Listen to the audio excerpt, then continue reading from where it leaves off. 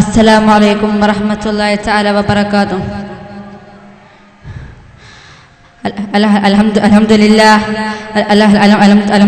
لله نحمده ونستعينه ونشكره ونستغفره ونعوذ بالله من شرور أنفسنا ومن سيئات أعمالنا من يهدي الله فلا مضل له ومن يضلله فلا هادي له وأشهد أن لا إله إلا الله وحده لا شريك له وأشهد أن سيدنا محمدا عبده ورسوله أرسله بالهدى ودين الحق ليظهره على الدين كله ولو كره المشركون. दुनिया के मुसाफिर मंजिल तेरी कब्र है, रास्ता जो चल रहा है 2 दिन गए सफर है. ബഹുമാനപ്പെട്ട ഉസ്താദുമാരെ, എൻ്റെ പ്രിയപ്പെട്ട വിദ്യാർത്ഥി സുഹൃത്തുക്കളെ, ഖബറിലെ ശിക്ഷ എന്ന വിഷയത്തെക്കുറിച്ച് അല്പം നിങ്ങളുമായി പങ്കുവെക്കാൻ ഞാൻ ആഗ്രഹിക്കുന്നു. അതിന് നാഥൻ തുണക്കട്ടെ. ആമീൻ. ഖബറെന്ന് പറയുമ്പോൾ നാം അതിലേക്ക് എന്തായാലും കാല് കുത്തും. അത് ഏതൊരു മനുഷ്യനും ചെല്ലേണ്ട പ്രവേശന കവാടം തന്നെയാണ് ഖബർ. ആ ഖബറിൽ നിന്ന് ഒരാൾക്കും ഒഴിഞ്ഞു മാറാൻ സാധ്യമല്ല. എന്നാൽ ഇന്നത്തെ സാഹചര്യം നാം എടുത്തു നോക്കുമ്പോൾ അതുണ്ടോ എന്ന സംശയം നമുക്ക് തോന്നുകയാണ്. എങ്കിൽ നിശ്ചയമായും ഖബറിലെ ശിക്ഷ അത് യാഥാർത്ഥ്യം തന്നെയാണ്. അല്ലാഹു തആല ദുനിയാവിനെ കുറിച്ച് പറയുകയാണ്, അദ്ദുനിയാ മസ്റഅത്തുൽ ആഖിറ. നിശ്ചയമായും ദുനിയാവതൊരു ആഖിറത്തിന്റെ കൃഷിയുടെ ഇടമാണ്. അതിൽ കാലത്തിന്റെ സമയത്ത് അതിൽ നാം വിത്ത് പോവുകയാണെങ്കിൽ നല്ല നല്ല വിളവുകൾ നമുക്ക് ലഭിക്കും. അതുപോലെ ദുനിയാവിൽ നാം സൽക്കർമ്മങ്ങൾ ചെയ്ത് കൂട്ടിയാൽ അതിൽ നമുക്ക് നല്ല നല്ല പ്രതിഫലങ്ങൾ ലഭിക്കുന്നതാണ്. വമൽ ഹയാത്തുദ് ദുനിയാ ഇല്ലാ മതാഉൽ ഗുറൂർ. നിശ്ചയമായും ദുനിയാവിലെ ജീവിതം അതൊരു വഞ്ചിക്കുന്ന ചരക്കാണ്. അതിൽ ഓരോരോ സാധനങ്ങളും അത് നമ്മളെ വഞ്ചിച്ചു കൊണ്ടിരിക്കുകയാണ്. അൽ ഖബർ മൻസിലുൻ മിൻ മനാസിലിൽ ആഖിർ. നിശ്ചയമായും ഖബർ അതൊരു ആഖിറത്തിന്റെ പ്രവേശന കവാടമാണ്, ആദ്യ കവാടമാണ് ഖബർ എന്നത്. അതിലാരെങ്കിലും രക്ഷപ്പെട്ടോ അതിനുശേഷമുള്ള കാലം മൊത്തം അവനിക്ക് എളുപ്പമാണ്, ഈസിയാണ്. അതിലാരെങ്കിലും രക്ഷപ്പെട്ടില്ലയോ അതിനുശേഷമുള്ള മൊത്തം കാര്യങ്ങളും അവനക്ക് ദുർഘടമാണ്, പ്രയാസമാണ്.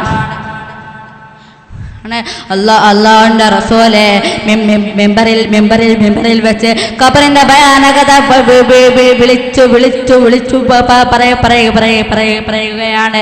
സ്വഹാബികൾ അത് കേട്ട് പൊട്ടിത്തെറിക്കുകയാണ്. അവസാനം പ്രവാചകന്റെ വാക്കുകൾ അവിടുന്ന് പറഞ്ഞില്ലയോ, ഇന്നി റഅയ്തുകും തുഫ്തിനൂന ഫിൽ ഖുബൂർ. നിശ്ചയമായും നിങ്ങൾ ഖബറിൽ ശിക്ഷിക്കപ്പെടുന്നതായിട്ട് ഞാൻ കാണുന്നു. അപ്പോഴും സ്വഹാബികൾ പൊട്ടിക്കരഞ്ഞുകൊണ്ടിരിക്കുകയാണ്.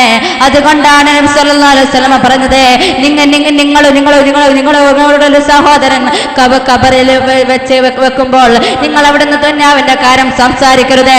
പകരം അവന് വേണ്ടി ഇസ്തിഗ്ഫാർ ചൊല്ലണമേ, അവന് വേണ്ടി ഇസ്തിഗ്ഫാർ ചൊല്ലണമേ. രണ്ട് സ്ത്രീകൾ ആയിഷ ബീവിയുടെ അടുത്ത് വന്ന് ചോദിച്ചു, ഖബറിലെ ശിക്ഷ യാഥാർത്ഥ്യമാണോ, അത് നടക്കുമോ എന്ന് ചോദിച്ചപ്പോൾ ആയിഷ ബീവി അവിടുന്ന് ഉത്തരം നൽകി, അതിനെന്താ സംശയം, അത് നടക്കുക തന്നെ ചെയ്യുന്നതാണ്. ആ വന്ന സ്ത്രീകൾ ആയിഷ ബീവിയോട് പറഞ്ഞു, അല്ല, അതൊരിക്കലും നടക്കാൻ പോകുന്നില്ല, അത് യാഥാർത്ഥ്യമല്ല. ശേഷം ആയിഷ ബീവി പ്രവാചകനടുത്ത് ചെന്ന് ചോദിച്ചു, ഖബറിലെ ശിക്ഷ യാഥാർത്ഥ്യമാണോ? ഇത് കേട്ടയുടനെ നബി സല്ലല്ലാഹു അലൈഹി വസല്ലം അവിടുന്ന് പറയുകയാണ്, യാ ആയിഷ ഇന്ന അദാബൽ ഖബരി ഹഖ്ഖൻ, നിശ്ചയമായും ആയിഷ, നിശ്ചയമായും ഖബറിലെ ശിക്ഷ യാഥാർത്ഥ്യമാണ്, അത് സംഭവിക്കുക തന്നെ ചെയ്യുന്നതാണ് ആയിഷ. ഇത് പറഞ്ഞ ശേഷം ആയിഷ ബീവി പറയുകയാണ്, നബി സല്ലല്ലാഹു അലൈഹി വസല്ലം ഒരു നിസ്കാരവും നിസ്കരിച്ചിട്ടില്ല. ഇല്ലാ തഅബ്ബുദൻ അദാബിൽ ഖബർ, ഖബറിന്റെ ശിക്ഷയെ തൊട്ട് അല്ലാഹുവിനോട് കാവൽ ചോദിച്ചിട്ടല്ലാതെ ഒരു നിസ്കാരം നിസ്കരിക്കുന്നതായിട്ട് ഞാൻ കണ്ടിട്ടില്ല എന്ന് ആയിഷ ബീവി അവിടെ നിന്ന് വെളിപ്പെടുത്തുകയുണ്ടായി. അബ്ദുല്ലാഹ് ഇബ്നു സിംസി റളിയല്ലാഹു അൻഹു പറഞ്ഞു, അത്തൈതു നബിയ സല്ലല്ലാഹു അലൈഹി വസല്ലം, നിശ്ചയമായും നബി സല്ലല്ലാഹു അലൈഹി വസല്ലമയിലേക്ക് ഞാൻ ചെന്നു. അപ്പോഴുണ്ട് അസീസുൻ കഅസീസിൽ മിർജൽ, ഒരു മത്സ്യത്തിന്റെ ഒരു ഇറച്ചിയുടെ ഇരുമ്പ് പാത്രം വേവിക്കുമ്പോ അതിന്റെ അടിയിൽ നിന്ന് എങ്ങനത്തെ ശബ്ദമുണ്ടാവുമോ അതുപോലത്തെ ശബ്ദം റസൂലുള്ളാഹി സ്വല്ലല്ലാഹു അലൈഹി വസല്ലം തങ്ങളിൽ നിന്ന് ഞാൻ കേട്ടു. അത് ഖബറിന്റെ ഭയാനകത ഓർത്തുകൊണ്ടുള്ള കരച്ചിന്റെ ശബ്ദമായിരുന്നു. दुनिया के मुसाफिर मंजिल तेरे कब्र है, रास्ता जो चल रहा है दो दिन गए सफर है. ദുനിയാവിലെ സഞ്ചാരി, നിന്റെ യഥാർത്ഥ വീട് അത് ഖബറാണ്, അത് ദുനിയാവല്ല, അത് ഖബറാണ്. നീ എങ്ങാനും ദുനിയാവിൽ സഞ്ചരിക്കാൻ ഉദ്ദേശിച്ചുവെങ്കിൽ അത് കൂടിയാൽ 2 ദിവസം മാത്രമേ പോവുകയുള്ളൂ. ഇതാണ് ഒരു ഉറുദു കവി പാടിയത്. അല്ലാഹു തആലയുടെ റസൂൽ പറയുകയാണ്, ഇതാ ഫറഗത മിന തശഹുദൽ ആഖിർ, അവസാനത്തെ തയ്യാത്ത് അതിൽ നിന്ന് അത് ചൊല്ലിക്കഴിഞ്ഞാൽ നിങ്ങൾ ചോദിക്കണമേ, ഫൽയതഅബ്ബദ് ബില്ലാഹി മിനൽ അർബ, 4 കാര്യങ്ങൾ നിങ്ങൾ അല്ലാഹുവിനോട് ചോദിക്കണമേ. അല്ലാഹുമ്മ ഇന്നി അഊദു ബിക മിൻ അദാബിൽ ഖബരി വ മിൻ അദാബിൻ നാർ, അല്ലാഹ് നരകത്തിന്റെ ശിക്ഷയെ തൊട്ടും അല്ലാഹ് ഖബറിലെ ശിക്ഷയെ തൊട്ടും ഞാൻ നിന്നോട് കാവൽ ചോദിക്കുന്നു.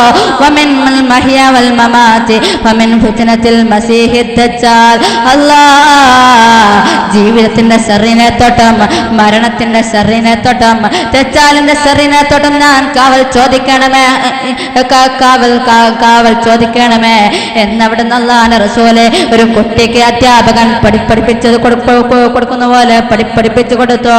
അതുകൊണ്ട് നാം ഖബറിന്റെ ശിക്ഷയെക്കുറിച്ച് എപ്പോഴും ഓർക്കേണ്ടതുണ്ട്. അതിന്റെ ഭയാനകത നമ്മെ എപ്പോഴും അലട്ടിക്കൊണ്ടിരിക്കും. അതുകൊണ്ട് നാഥൻ ഖബറിലെ ശിക്ഷയെ ഓർക്കാനും അതിനനുസരിച്ച് പ്രവർത്തിക്കാനും അല്ലാഹു തൗഫീഖ് നൽകട്ടെ. ഇത്രയും പറഞ്ഞുകൊണ്ട് ഞാൻ നിർത്തുന്നു. വാഹിർ ദഅ്വാനാ അൽഹംദുലില്ലാഹി റബ്ബിൽ ആലമീൻ. അസ്സലാമു അലൈക്കും.